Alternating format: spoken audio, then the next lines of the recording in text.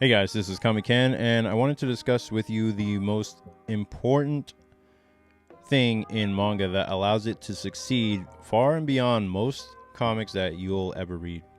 And that is manga's ability to basically atomize every single emotion in a character's life so that you can understand what they're going through, so that you can relate.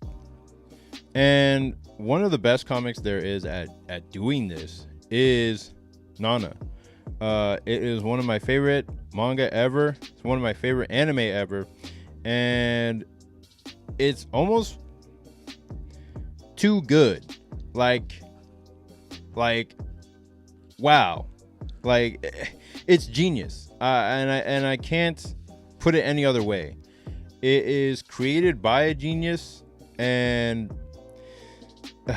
the emotions that they are able to convey with every page, it's impossible to replicate unless you have gone through so much hardship just to be able to convey this level of emotion.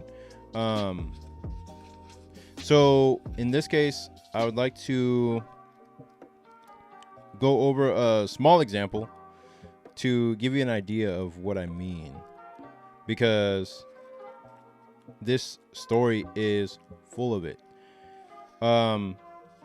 So basically, manga is about the flow of emotions from character to character, from one page to the next, between characters and the reader, and the flow of emotions between panels.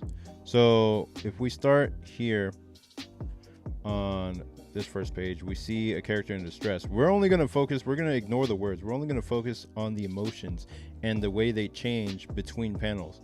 So this character is in distress. This character is looking at her wondering like, why is she in distress? Because if you ignore the words on the page, you can almost tell the story just by the images.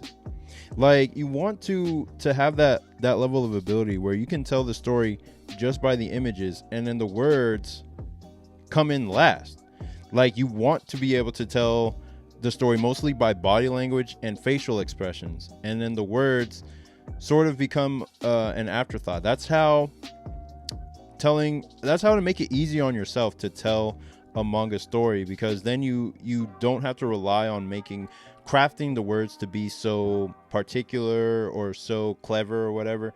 It is, as long as you focus on the expressions and body language and making sure that they read like that the reader can understand what they're feeling, then you're going to be well on your way to crafting a really strong manga. And this is why they say to study shoujo, or study josei, or study other things than shonen, because stories like Nana will give you those more nuanced and subtle emotions that you just can't find in most shonen manga. Because shonen manga will give you, like, most of the time they'll give you the most intense, the most extreme facial expressions and emotions, while they don't have any like in between. Whereas something like something like shoujo manga or something like Nana will give you those like little in between expressions that aren't quite fully crazy, fully in distress, or screaming your head off, or just like in between, like, oh, interested, or now she's like wondering, or she's pondering at something. Then she screams and her friend's on the toilet, and then she's looking at, or she's looking at something, and then she screams, and her friend's on the toilet. She's just like, she comes out, she's like, what the hell is going on? And then like I'm not even reading these things. I'm looking at her facial expressions. I'm looking at what her friend's doing, and then their back's turned because she's going into the next room.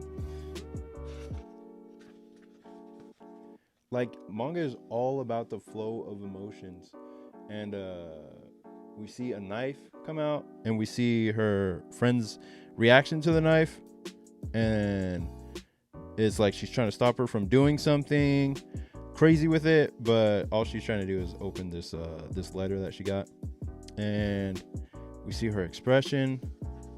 Like, it's all about the flow of expressions, because this is not a battle manga, so we're not relying on power-ups and power beams or punches to get an emotion across to the reader. We're relying on the story itself. We're relying on these characters' faces to get across what the information that we need.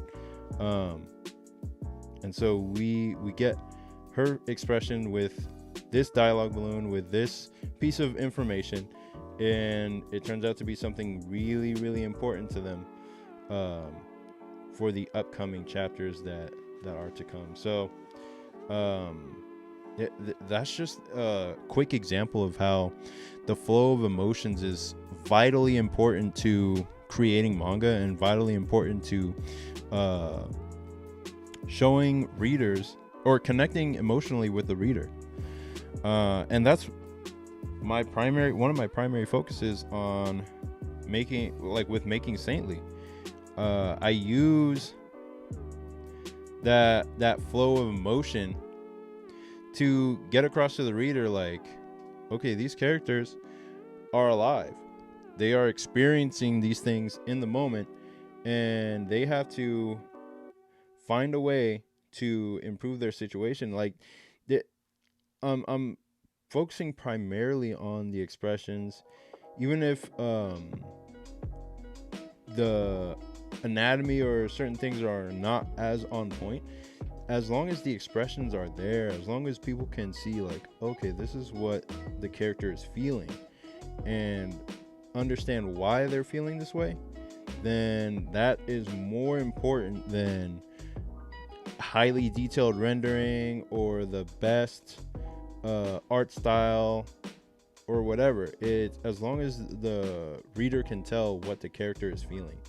That's what's most important in manga and storytelling in general.